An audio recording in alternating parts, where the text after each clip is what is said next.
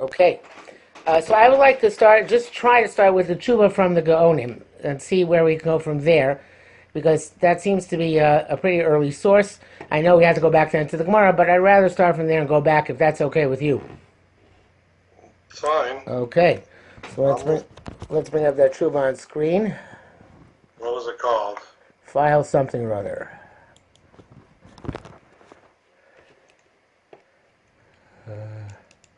File 14572, etc.? Yes, yeah. Okay.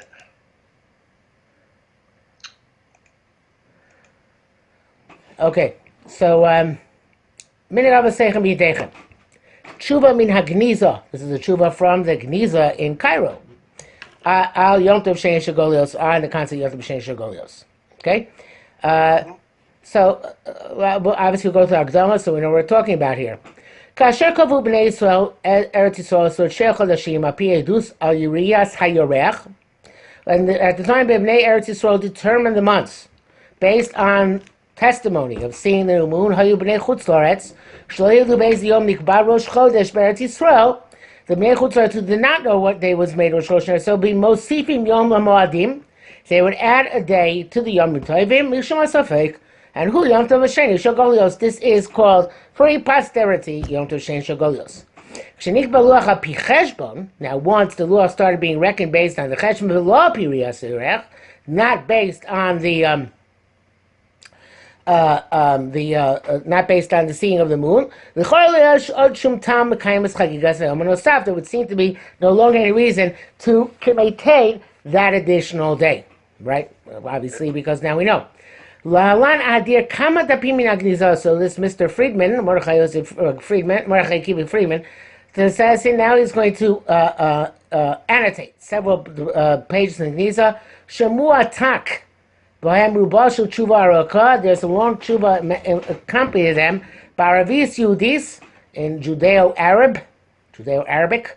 I don't know whether that language has its own name. The Teshuvah zu shitos miyuchados v'daran agaso. There's certain unique opinions or approaches in terms of the conduct of Yom Tov Sheni, v'achiv lidbog and the requirement to connect to Yom Tov Sheni. K'dei l'kayem shitosav, in order to bring credence to his theories, shichtev ha-meishiv, the writer copied Parshios Historios uPerush Mikoros Shalom Kubal. Shichtev, I think, actually means not copied, but rather in modern Hebrew means to not to transcribe, but to not reinterpret, reconstitute, maybe is the right word. Anyway, do you ever come across the word shichtev in modern Hebrew? Yeah, I've not really tried to look it up to understand its exact translation. So I think it's to like reconstitute. But there's a better word which is escaping me at the moment.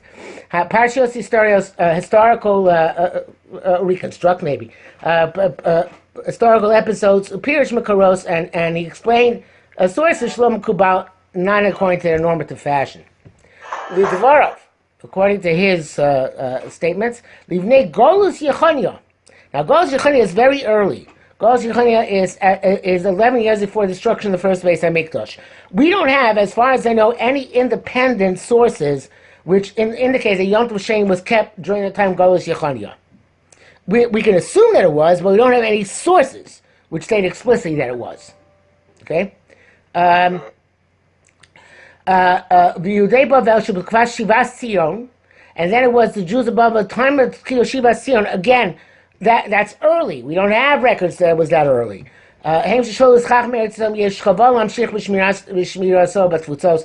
there a requirement to continue keeping that Yom Tov Sheni in Golus? And there's in the Teshuvah there's also a record which of course does parallel the Gemara of keeping one day of Rosh Hashanah in Eretz Yisrael. That we know that was a separate takana to keep 2 days of Rosh Hashanah in Eretz Yisrael. Hameshiv kanireh hispamesh b'tshuva sel chachamim acherim. The responder evidently had a correspondence, a debate with in his tshuva with other chachamim. She doesn't explain that explicitly. He doesn't mention explicitly who they are and what they said. So it was evidently self-understood to people who looked at it that he was referring to certain other individual shitas, but they are not specified specifically. Okay. This research paper, there are 3 parts. First,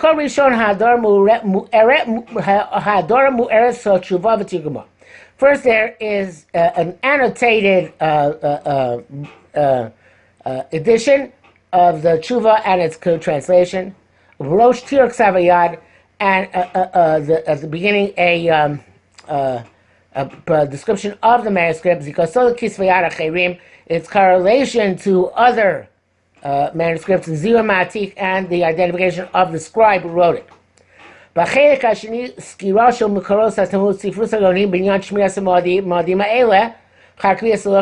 second part, there is a survey of the sources in the Talmud and the Gaonic literature in terms of keeping these Yom Tovim after Luach was put into play, and a discussion that at the end there was to be a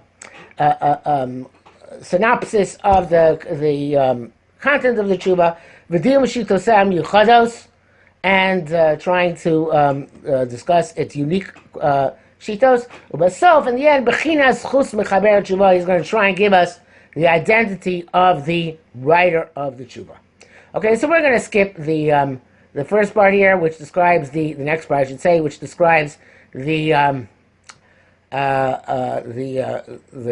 Teshuvah and its writing in terms of the what the manuscript looks like and the Arabic in it. Okay, so we're going to skip down to page to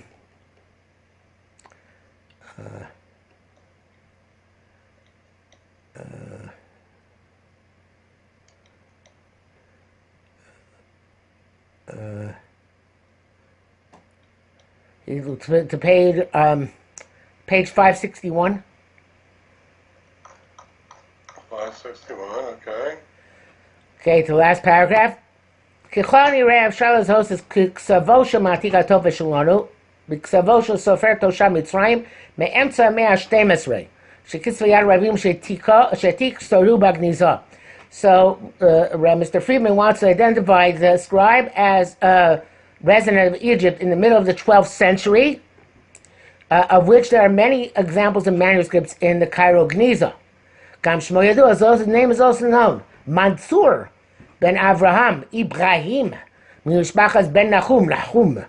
L'achar shirah Mansur minichasav, after Mansur became impoverished, because Michtav Nagid Rav Shul ben Chananya, he wrote a letter to the Nagid, which was the leader of the Egyptian Jewry, Nagid Yehuda Mitzrayim Shnas 1140 at Shnas 1159, Rikesh CEO, and he asked for his assistance. 1121, 1125. Obviously, they were connected, had some connection during those years. Okay? Okay. Now, Teshuvah, now we're going on to Teshuvah v'Tirguma, and we are not going to read the Arabic. Okay? I know this will come as a disappointment, but nevertheless, we're going to skip to the Targum. Okay? Are you okay with that? I'm fine with that, yeah. Okay. Umashichlitu, v'skimu linhog al piv, that which they decided and came to a consensus to conduct themselves on its basis, b'kviyasa moadim, in terms of setting up the holidays, asheikru kach osa mikrei kodesh, which are called mikrei kodesh. I'm not sure what the connotation is, but what references, but here he has interesting theory in the footnote 17. B'makom yikru'u, b'bakasuv tikru'u. Okay, Kosef kan Ramaz LaMishnah, Rosh Hashanah Beis Test, V'sham Rabbi Akiva Itzdikas Rabbi Gamliel. Rabbi Akiva justifies Rabbi Gamliel, Shekibel Idus Mefukpekas L'Rias L'Yirech, who was accepted dubious testimony concerning having sighted the new moon. And this guy, I think, was the case where it came out, the Yom Kippur came out a different day, according to Rabbi Gamliel, according to Rabbi Yoshua. So, Rabbi Kiva says, Yesh li amod, I can derive, Shekom Asher Asa Rabbi Gamliel Asui. Everything Rabbi Gamliel does is appropriately done. Shneimar Elam Odei Hashem Asher Tikru Osam. These are the more Hashem which you pronounce. Whether it's the right time or not the right time, Eli Moados Eila Eila. Right? These are the ones which you have. In other words, whatever Chazal determined to be the Yom Tovim, that is what the Yom Tovim is supposed to be. Okay? By definition. Okay? So therefore, if they determine Yom Tov Sheni Shogolios, then we have to keep Yom Tov Sheni Shogolios. It's really up to them. Wait a minute. That's just telling you that if they decided the Yom Tov based on a foresighting of the moon, and it's one day earlier or one day later, the Mishnah is very obviously about that. It's not about Yom Tov Sheni Shogolios. Right, but I think he's saying right here, the reason I was bringing this down early in the Teshuvah is to tell us that these things are Chazal's purview. In other words, if it says keep Yom Tov Sheni, it's got to be, and we do keep it, it must be because Chazal, in their great wisdom, decided that should be kept. So I'm not sure. I think that's what he means to say. Okay. Well, actually, you know what? Maybe you're right. Maybe it's talking not about Yom Tov Sheni specifically. He's talking about specific, general. Okay, I backtrack. Okay, you're talking about generically being Kovei Moadim because he hasn't mentioned Yom Tov Sheni yet. Okay, right. So okay. And there's nothing in that Mishnah that talks about Yom Tov Sheni. It's more about right. It's like Yom Tov Tov. Okay, you're right. I can see the point. Okay, back to text. Uvarim acherim hayachiyuv shiskabel baratzon lifnei HaKadosh Baruch Hu. And in other matters, I assume that when it differs from the actual, true molad, let's say, there is an obligation which Hashem accepted. In other words, we have mechiv l'sach hachamim, and Hashem accepted this, whatever we do as being proper. Misho veral ze bizado, and somebody who transgressed this deliberately and made Yom Tov on a different day than the luach, then luach determined by Chazal, hayachai misa, you'll be liable to death. Now it's not clear if it's misa b'dei adam, misa b'dei shemaim. If it's Yom Kippur, it could be even if it's Yom Kippur, it can't be misa b'dei adam. It could be kores, right? And other Yom Tov in the Yisurim are only lavin. So it's not clear what. Maybe he would be a zakin mamre, b'chai misa because of his zakin mamre. So I'm not sure why it's the he's considered to be a Chayim Misa, but maybe it's Zakim Mamre is the easiest way to understand it. In other words, somebody who rebel against Chazal and this in their determination of the Yom Tovim would be a Zakim Mamre. Okay, Uvir Zem Osifin Dvarav, and there's an additional explanation. This Asher Nasi Yechta. If a Nasi sins. Udvarav in Kol Adas Yisrael, and this is also if somebody of Am Yisrael sins. In any event, in all these cases, Hu Machal Lahem Al Onesh Al Ashkaga, Hashem forgives Bnei Yisrael, the Nasi, the Sanhedrin, their sin. V'lo Onesh Al Achet B'Zadon, and not deliberately on the non-deliberate sin. Which literally a person does. In other words, if Bnei Yisrael, again, somebody's going to be Zakim Mamre. If Bnei Yisrael make a mistake, a sincere and honest mistake, and when Yom Tov should be, when Rosh Hashanah should be, whatever the case may be, they have kapara. But the person who deliberately goes against the Chazal, he has no kapara. Okay? L'kiddush, David alav shalom. Okay. And Yishach HaChamos said to La Kadosh, David L'Hasham, interestingly never heard David called Kadosh, Hinei Kama Kam Mishpacha V'Gomer. Now, I have no recollection whatsoever what it says there in Shmuel Beis Yud Dalet Zayin. If you know, jump in. Otherwise, we're going to get Tanakh to look in. No, I don't know. Okay, actually, so one second.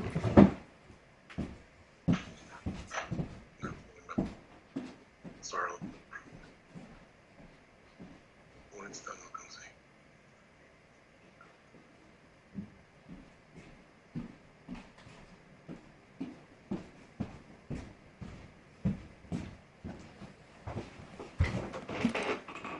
Okay. So Shmuel Beis.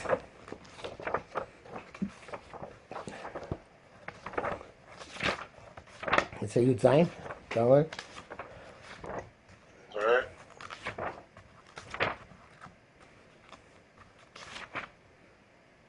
No. Yud Dalet. Yud Dalet Zayin.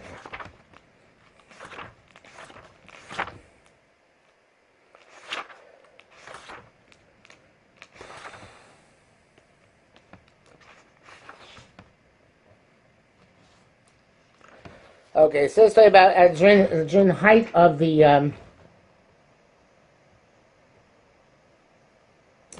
this is at Avshalom's rebellion.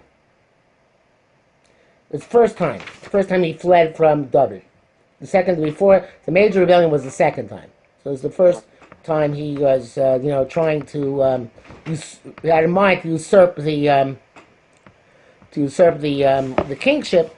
He at that point he fled, and when he fled, Yoav tried to intercede on his behalf, and Yoav sent a message to Tekoa, and took a wise woman from there, and he says this wise woman put down clothes of avelus as if you are a woman who's been mourning many days on a dead deceased relative. And come to the king and tell him the following words. So the woman from Tekoa came to the king. She fell on her face and said, "Save me, the king." So the king said, "What's your problem?" So she said, "I'm a widow and my husband died, and I have 2 children, and they fought in the field, and nobody could save. Nobody was able to separate them, and one of them hit the other one and put him to death. And all of the family arose against me." And said, "Give us the person who the son who killed the other, his brother, and we'll put him to death, right? And they want to eliminate all my heirs in that way and extinguish my coal, which has remained, and my husband will no longer have any heritage on the face of the earth." So the king said to the woman, "Go home, and I'm going to command what should be happen." So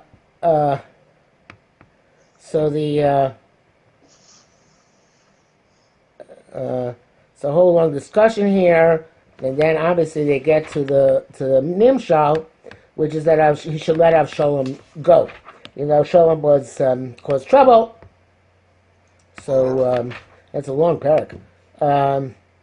Okay, so now that being the case, so what does that have to do with us here? It says, "Kasher nana lidvoreh," when he responded to her, I'm going back to Teshuvah, v'nishba, he promised not to do anything to harm her when she told him the nimshal. Matcha bikores. That's kind of modern Hebrew for a Teshuvah, but she criticized him. V'kshata bidvoreh, and she asked tough with her words. V'lama chashavta zos alam Hashem. Where is this pasuk there? Shmuel Beis Yud Dalet 13. So, Tamri Shalom Chashav Zosuk Amalukim. That why would you think? So the way Rashi explains it, she says in my moshel, I hinted that the people wanted to kill one son, the son who killed the brother. But why did you think they would do this? Why did you accept that Lashon Hara? Because it would have been without 2 Eidim, without Hasra, right? And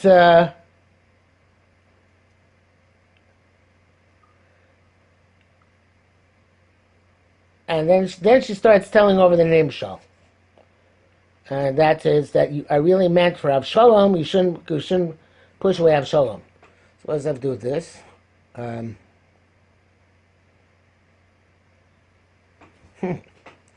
Okay, that's very interesting. So he brings down here in the footnote 33. Re'elam Mashal Perush Radak Pasuk 14. Mi'aroga Dam Chaviro V'lo Tziva HaMakom L'Hargo. If a person kills his friend who's not commanded to kill him,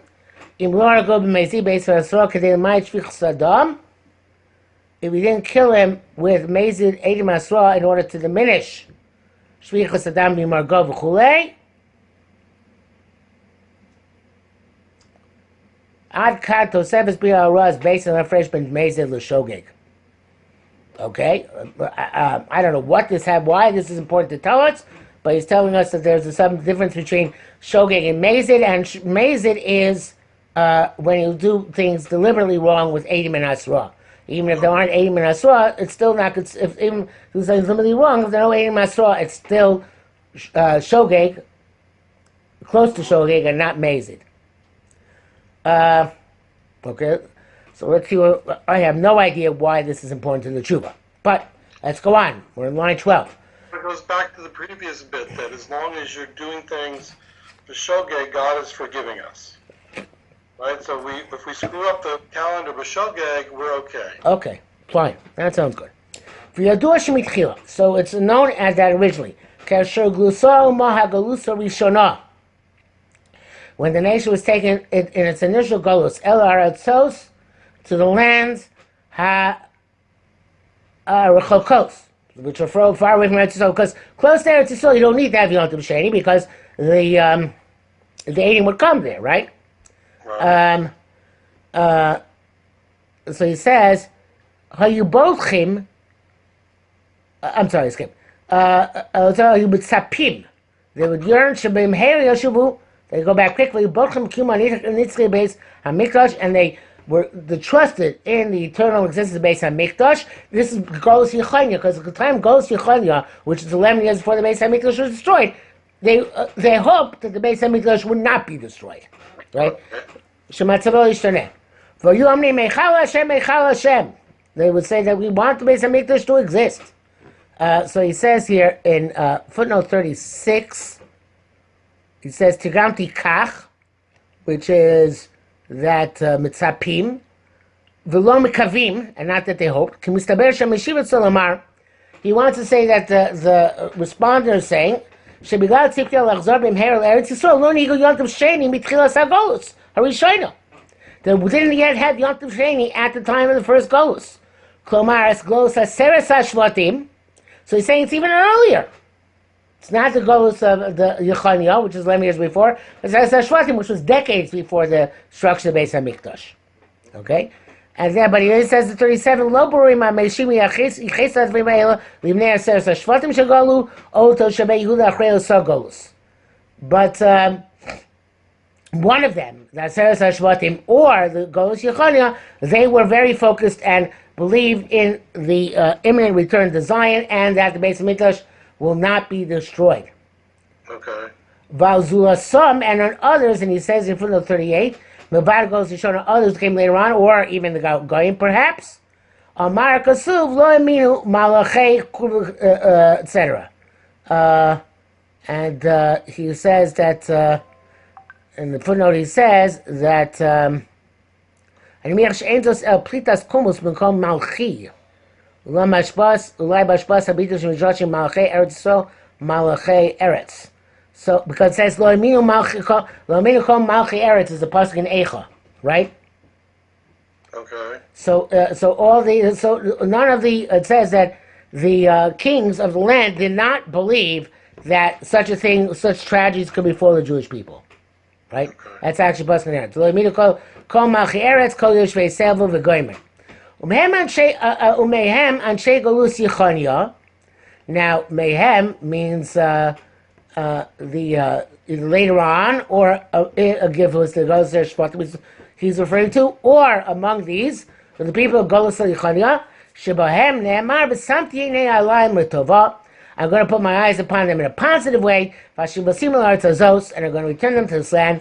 Uvenisim are going to build them up. V'lo arosim will destroy. Untatim, and I will plant them below a tosh, and I will not eradicate them. Vayum itztarim b'doavim, and they were in anguish and in pain. Hashem yicholim la'alos l'regel. V'asos karbanos mitzvos ha'chayros. Right, and they were not able to go up and do the karbanos and the mitzvahs.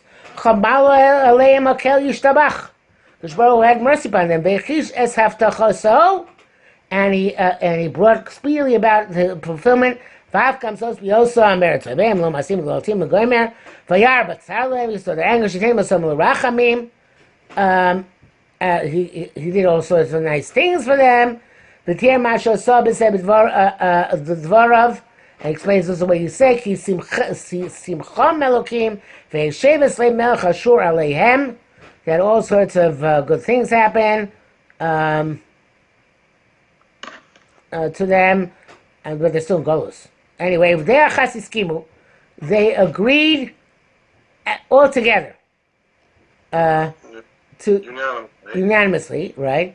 Lasos kol yotam min ha'moadim, to do every yotam from the Yom Tov Sheni Hashem Aleim al Soda Ibor, which Hashem commanded through the secret of the calendar. Which we have, so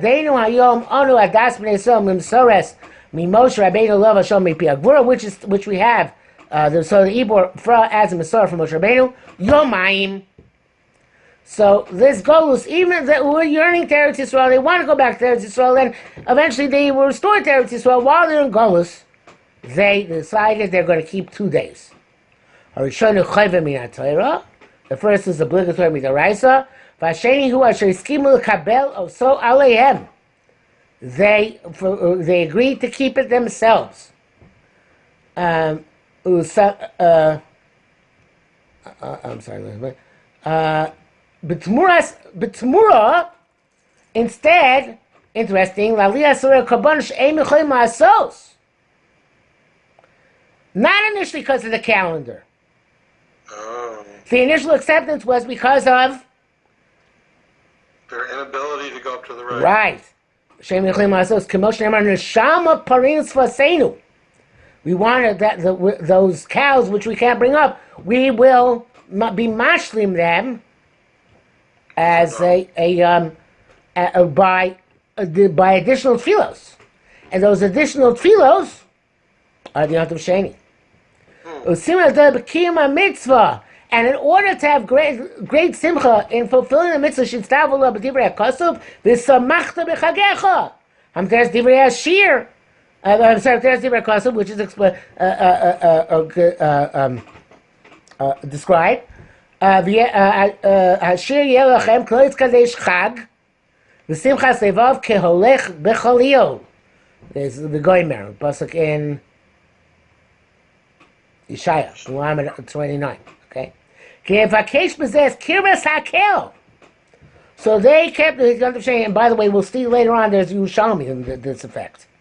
They kept not. I don't know if we'll get to it today, but it was, they did. They go to Halodah. You know, to be diligent in their thankfulness. Al Chasadav and his Chasadim uvakish es kium haftachaso. And that he to request the fulfillment of his promise, l'achzir el Eretz Yisrael, to bring back to Yisrael, u'kutei yizacher b'simcha gedola shachasera, in order to remember the great simcha which they were now lacking. K'dei shlo tishakach, that should be forgotten. Moshe Ne'emar, imesh kachei Yerushalayim b'gomer, tibak l'shoni l'chiki. Okay? So this is what he was saying at the beginning, this unusual shita is the source of yes. Yom Tov Sheni, was that it was not the calendar, but rather... Right. Okay, that's pretty cool. V'koshas kirvas okel aidei osofas hayom hasheni v'aidei kabulosu aleim. By doing this, hochu b'kvos ma'aseh shlomo alav Hashem u'bnei doro. K'mo shenemar, it says, v'yasu b'yom hashmi atzeres. Ki chanuchas hamizbeach asu shivas yomim v'chag shivas yomim. That was a pretty strange thing to say, because there it's talking about Shmini Atzeres, right? Mm-hmm. But evidently Shmini Atzeres became a much greater. They treat Shmini Atzeres as their own tack-on to the 14-day simcha of. No, not Shmini Atzeres. Sorry, I'm wrong. No, whoa. No, this is the 15th day. I'm not sure. Oh boy, sorry about that. It's the 15th day of the 16th day of Tishrei. They added on. Was they added Yom Tov Sheni in that generation? That's what he's saying. Okay. Right? Because the Yom Tov started Rosh Hashanah. Right? Right. It was 7 days. And then another 7 days. Right? And then they made an 8th day. That's what he's saying. I guess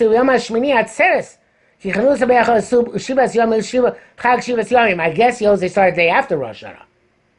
Okay? So that was an additional. So they made that year, according to the way he's learning it, a Yom Tov Sheni. I think we should look up that pasuk just to see what the interpretation is. Dibra Yomim Zayin 9. 1 second. Right.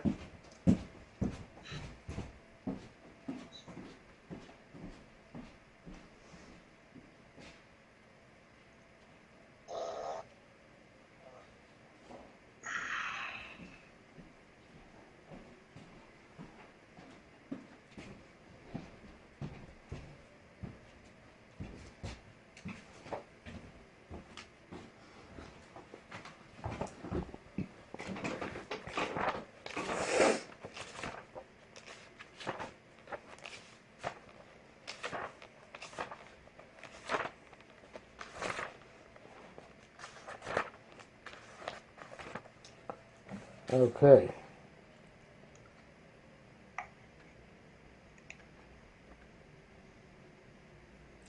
So it says here in pasuk Ches, Vayash Chomas Achag Vayisei Shivas Yomim, B'chol Yisrael Imo. He made Yom Tov for 7 days with all of Am Yisrael with him. It doesn't say where the 7 days started here.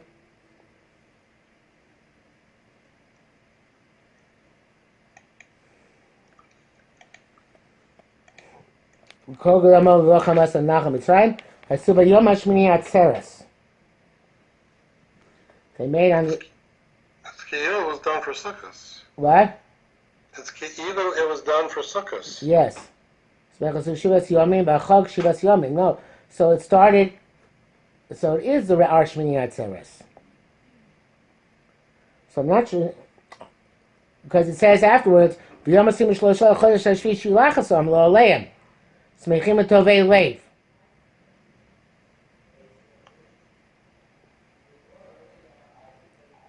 Wait a minute.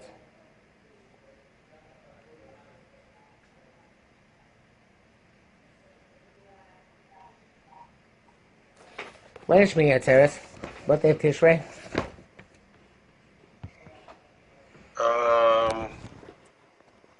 Now you asked me a hard question. Hang on. Yeah, I know it's a hard question.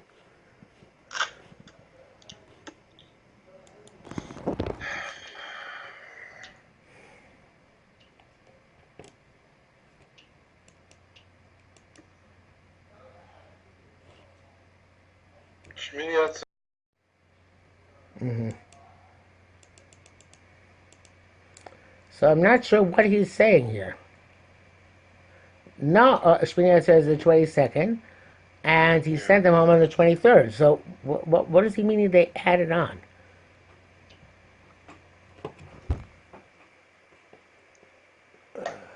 Well,